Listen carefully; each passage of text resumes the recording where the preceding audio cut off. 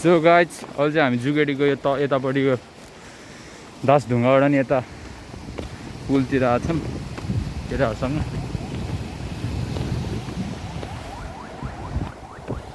हेर्न सक्नुहुन्छ view.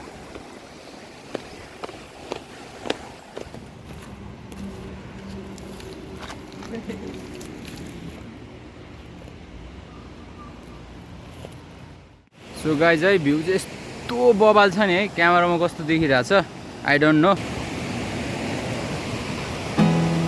There's not much to do when all I can is thinking about you.